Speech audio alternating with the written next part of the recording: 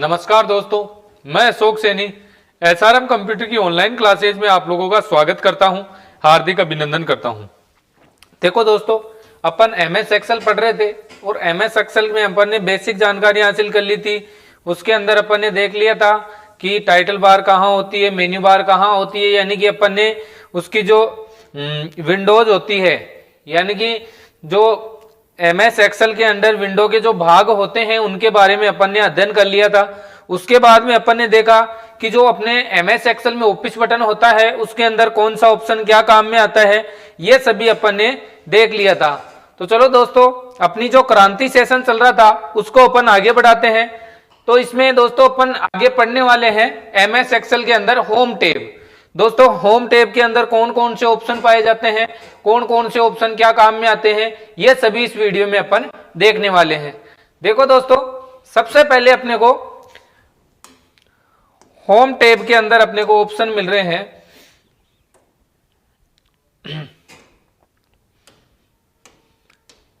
सबसे पहले दोस्तों अपने को मिल रहा है कट। कट क्या काम में आता है दोस्तों?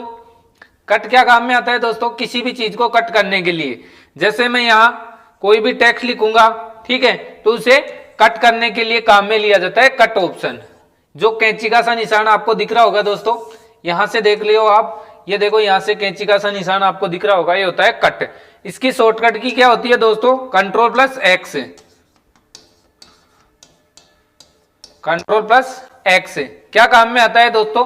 कट करने के लिए, यानी कि कोई भी टेक्स्ट लिखा हुआ है उसको कट करने के लिए काम में लिया जाता है कंट्रोल+X। इसके बाद में दोस्तों कॉपी। कॉपी क्या काम में आता है दोस्तों? यहां से आपको दिख रहा होगा कॉपी क्या काम में आता है दोस्तों? किसी भी टेक्स्ट की कॉपी करने के लिए, जैसे ये टेक्स्ट यहां लिखा हुआ है, ठीक है, इस टेक्स्ट की कॉपी करने के लिए, यानी कि दो प्रतिलिपि इसकी बनाने के लिए, यानी कि अलग अलग प्रतिलिपि आप इसकी बना सकते हो। जैसे ही आप कंट्रोल+C पे क्लिक करोगे तो यहाँ का जो एरिया है, ये एरिया यहां से सिलेक्ट हो जाएगा और उसके बाद में आप जैसे ही पेस्ट पे क्लिक करोगे, यानी कि जहां पे आपको इसको पेस्ट करना है, जहां पे इसको रखना है, तो आप पेस्ट ऑप्शन का यूज करोगे, ठीक है। जहां पे आपको इसको रखना है या जहां पे आपको पेस्ट करना है, इसकी प्रतिलिपि जहां पे बनानी है, उसके लिए पेस्ट ऑप्शन का यूज करोगे। सबसे पहले तो कॉपी पे क्लिक करोगे, या कॉपी की शॉर्टकट की होती है कंट्रोल+C। कंट्रोल+C शॉर्टकट की होती है दोस्तों कॉपी की। जैसे कॉपी करने के बाद में एरिया सिलेक्ट, इसके बाद में पेस्ट पे आप क्लिक करते ही आपका टेक्स्ट क्या हो जाएगा? पेस्ट हो जाएगा, यानी कि वो टेक्स्ट वहां आ जाएगा, यानी कि यहां भी रहेगा और यहां भी आ जाएगा। तो पेस्ट की शॉर्टकट की होती है दोस्तों कंट्रोल+V।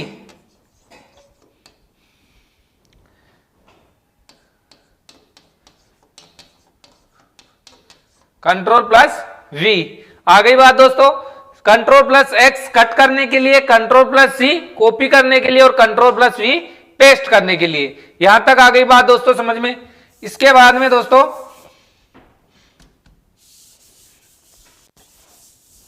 इसके बाद में आता है अपना अंडू। अंडू क्या काम में आता है दोस्तों? अंडू क्या काम में लिया जाता है दोस्तों?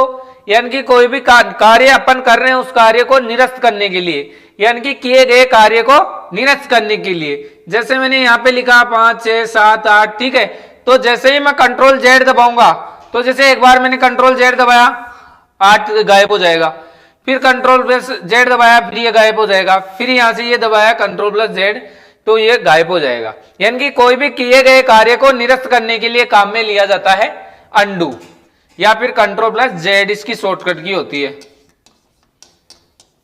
कंट्रोल+Z किसकी शॉर्टकट की होती है दोस्तों? अंडू की। अंडू क्या काम में आता है? किए गए कार्य को हटाने के लिए, निरस्त करने के लिए काम में लिया जाता है। इसके बाद में दोस्तों रिपीट। रिपीट ऑप्शन क्या काम में आता है? रिपीट ऑप्शन क्या काम में लिया जाता है दोस्तों? अपना जो निरस्त किया गया कार्य है, जैसे मैंने कंट्रोल+Z दबाया तो वो कार्य क्या हो गया? निरस्त हो गया, वो टेक्स्ट क्या हो गया? हट गया। अब उसे पुनः प्राप्त करना है तो मैं किसका यूज करूंगा? रिपीट का। रिपीट की शॉर्टकट की होती है कंट्रोल+Y। क्या होती है दोस्तों? कंट्रोल+Y किसकी शॉर्टकट की होती है? रिपीट की। यानी कि किसी भी टेक्स्ट को पुनः प्राप्त करने के लिए काम में लिया जाता है रिपीट ऑप्शन, जिसकी शॉर्टकट की क्या होती है? कंट्रोल+Y। निरस्त करने के लिए कंट्रोल+Z और वापस लाने के लिए कंट्रोल+Y। आ गई बात दोस्तों यहां तक समझ में। इसके बाद में दोस्तों अपने को ऑप्शन मिलता है फाइंड और रिप्लेस। फाइंड और रिप्लेस क्या काम में आता है दोस्तों, किसी भी टेक्स्ट को फाइंड करने के लिए या खोजने के लिए। जैसे मेरे को कोई भी यहाँ पे टेक्स्ट खोजना है तो फाइंड कर सकता हूं, और उसकी जगह कोई दूसरा टेक्स्ट अगर मेरे को लिखना है तो कौन सा ऑप्शन काम में आता है दोस्तों, रिप्लेस। फाइंड की शॉर्टकट की क्या होती है दोस्तों, कंट्रोल प्लस एफ। क्या होती है दोस्तों, एफ, यानी कि कंट्रोल प्लस एफ शॉर्टकट की होती है फाइंड की, किसी भी टेक्स्ट को खोजने के लिए। इसके बाद में रिप्लेस, रिप्लेस की शॉर्टकट की होती है दोस्तों कंट्रोल प्लस एच, यानी कि फाइंड किए गए टेक्स्ट की जगह कोई दूसरा टेक्स्ट अपने को लिखना है तो काम में लिया जाता है रिप्लेस ऑप्शन। आ गई बात दोस्तों समझ में।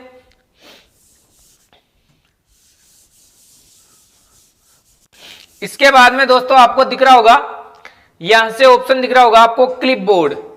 ये देखो दोस्तों आपको दिख रहा होगा क्लिपबोर्ड। ये क्लिपबोर्ड क्या काम में आता है दोस्तों, सबसे पहले तो ये कंप्यूटर की अस्थायी मेमोरी होती है। क्या होती है दोस्तों, कंप्यूटर की अस्थायी मेमोरी होती है, जिसमें अपन कट एंड कॉपी करते हैं। ठीक है, कट करे कॉपी करे तो वो टेक्स्ट की एक एक प्रतिलिपि, इसकी प्रतिलिपि इसमें चली जाती है। यानी कि अपन कट एंड कॉपी करते हैं ना, तो उसकी एक प्रतिलिपि किसमें चली जाती है, अपने क्लिपबोर्ड के अंदर चली जाती है, जो क्या होती है, कंप्यूटर की अस्थायी मेमोरी होती है। जहां से अपन जैसे इस पे क्लिक करेंगे एक डायलॉग बॉक्स खुलेगा, उस डायलॉग बॉक्स में अपने को यहां से अपना जो भी टेक्स्ट लिखा था अपन ने यहाँ पे अपनी सीट में, तो वो यहां भी शो करेगा। और जैसे ही यहाँ पे मैं पेस्ट ऑप्शन पे क्लिक करूंगा तो मेरा जो भी टेक्स्ट होगा वो रिस्टार्ट हो गया, यहाँ आ जाएगा। यानी कि वो टेक्स्ट वापस प्राप्त कर सकते हैं अपन, कट एंड कॉपी किए गए टेक्स्ट को वापस भी ला सकते हैं। आ गई बात दोस्तों समझ में, क्लिपबोर्ड कंप्यूटर की अस्थायी मेमोरी होती है। इसके बाद में दोस्तों दिख रहा होगा आपको यहां से बी, आई और यू, यानी कि यहां से बोल्ड, फिर इटैलिक और फिर अंडरलाइन दिख रही है दोस्तों, बोल्ड, इटैलिक और अंडरलाइन। तो बोल्ड क्या काम में आता है दोस्तों, जैसे मैं टेक्स्ट को लिखूं, जैसे मैंने यहां लिखा, ठीक है, और एक लिख रहा हूं मैं,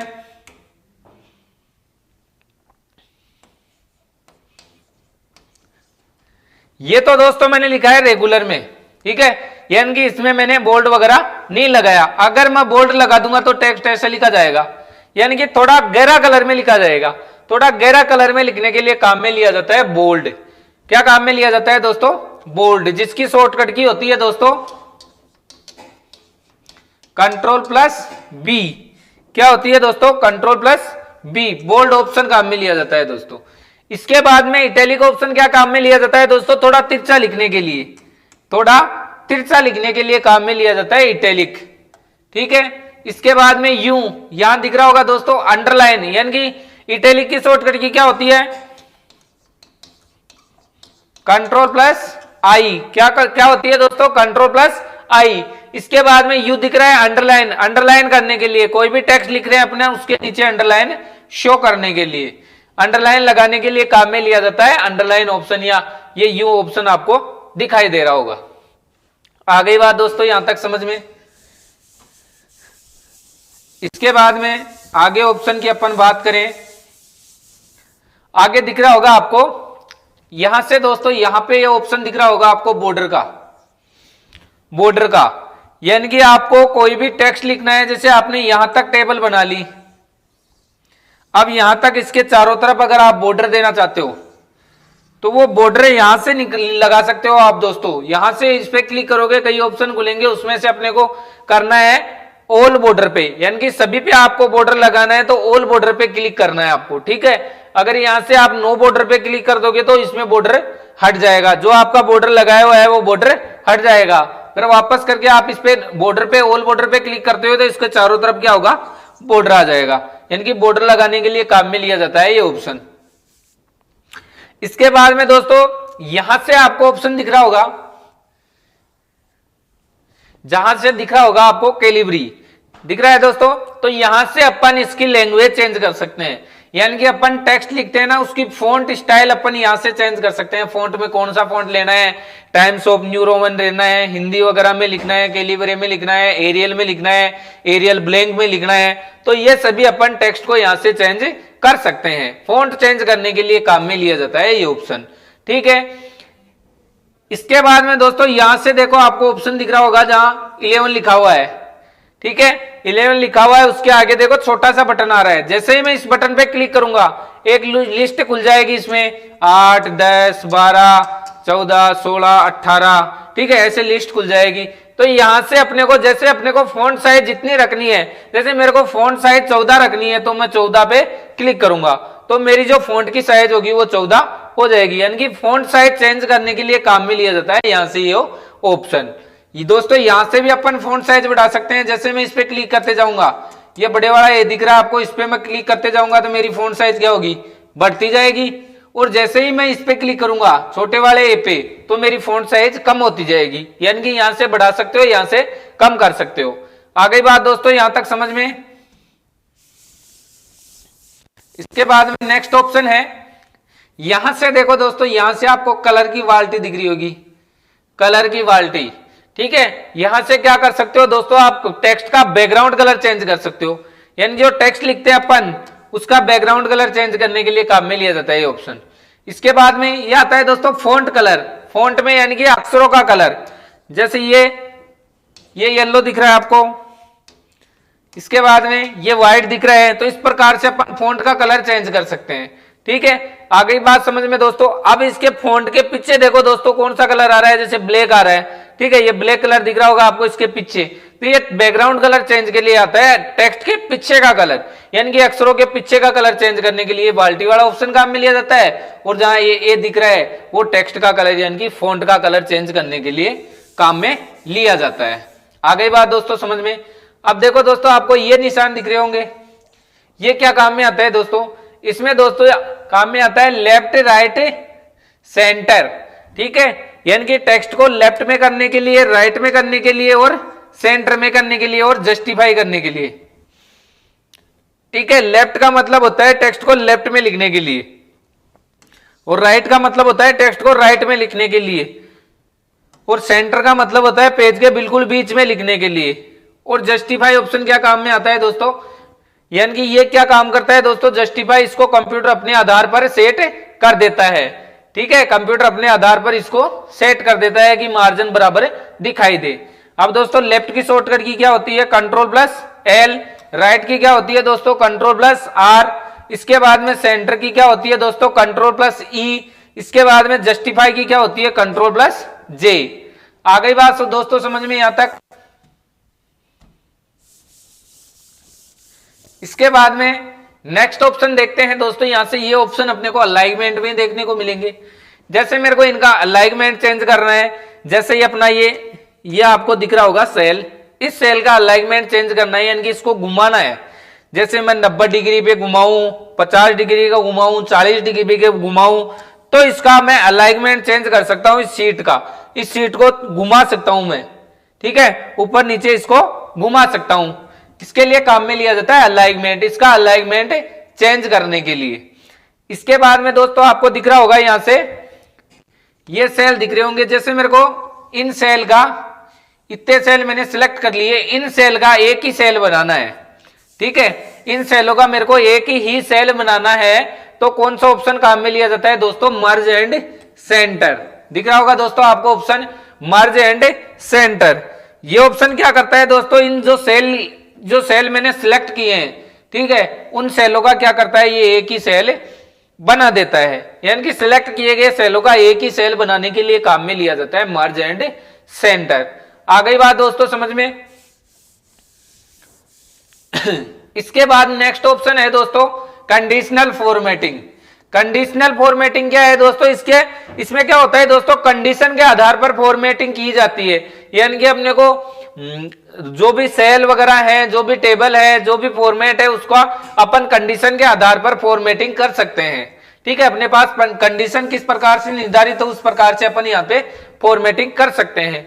format as a table, table जो फॉर्मेट है टेबल का उसको अपन सेट कर सकते हैं इसके माध्यम से, फॉर्मेट एज टेबल के माध्यम से।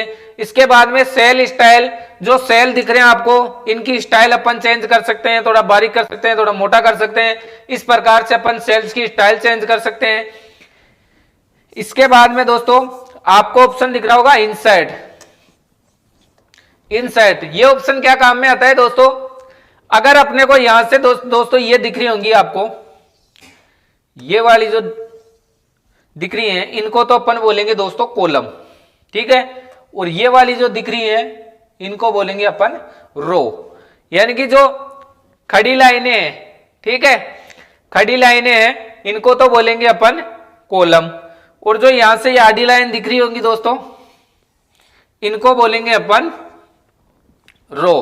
ये तो हो गई खड़ी लाइन कॉलम और ये हो गई रो, हॉरिजॉन्टल एंड वर्टिकल। आगे बात दोस्तों समझ में, यानी कि जो खड़ी लाइन है उसे तो बोलेंगे अपन कॉलम, इनको बोलेंगे अपन रो। जैसे मेरे को यहां से इस ऑप्शन पर क्लिक करते ही मेरे को ऑप्शन दिखेंगे insert sheet, insert cell, insert sheet row, insert sheet column या इंसर्ट सेल। अगर आपको कोई आपको रो इंसर्ट करनी है, यानी कि मैंने एक टेबल बना ली यहां से,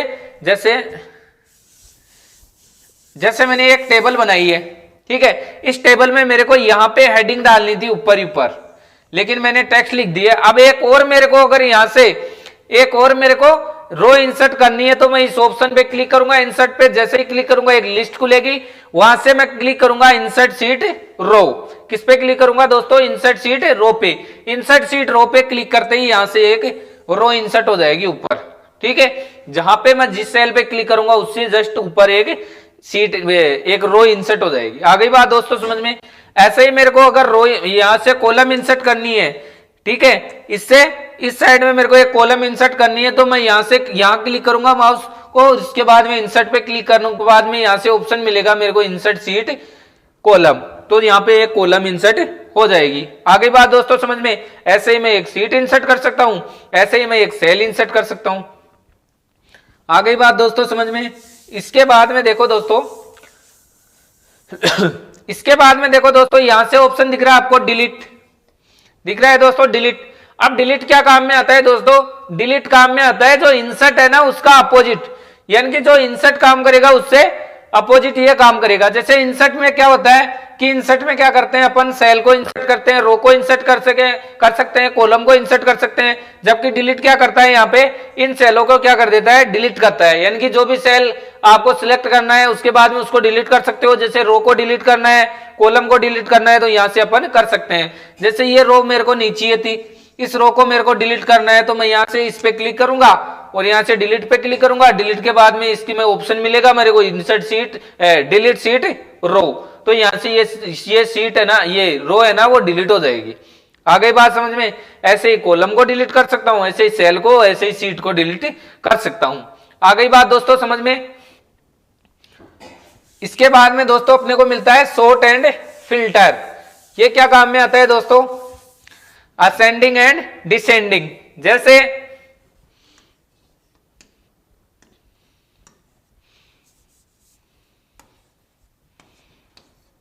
ये तो कौन सा क्रम है?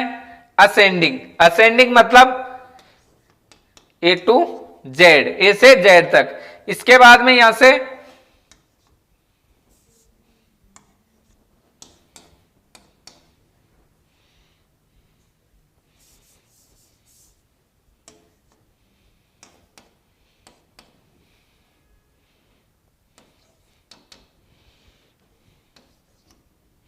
ठीक है, ये कौन सा क्रम है? डिसेंडिंग, जेड टू ए। ये तो हो गया असेंडिंग और ये हो गया डिसेंडिंग, यानी कि इनका क्रम अपन सेट कर सकते हैं। जैसे मैंने यहां से इस प्रकार से लिख रखा है, डिसेंडिंग में लिख रखा, अब मेरे को असेंडिंग में करना है तो जो भी शीट में नाम लिखे हुए हैं उनको असेंडिंग में कर देगा ये, ठीक है। यानी कि क्रम वाइज कर देगा, पहले ए नाम के आएंगे, फिर बी नाम के आएंगे, फिर सी नाम के आएंगे, फिर डी नाम के आएंगे, फिर जेड नाम के आएंगे, इस प्रकार से आएंगे, ठीक है। तो इनको क्रम से जचाने के लिए, इनकी असेंडिंग एंड डिसेंडिंग करने के लिए काम में लिया जाता है ये ऑप्शन। आ गई बात दोस्तों समझ में? तो आशा करता हूं दोस्तों आपको ये वीडियो समझ में आया होगा। अगर आपको ये वीडियो अच्छा लगा हो तो हमारे चैनल को लाइक शेयर सब्सक्राइब जरूर कीजिए और हमें कमेंट करके बताइए कि इस वीडियो में दी गई जानकारी आपको कैसी लगी। धन्यवाद दोस्तों, जय हिंद।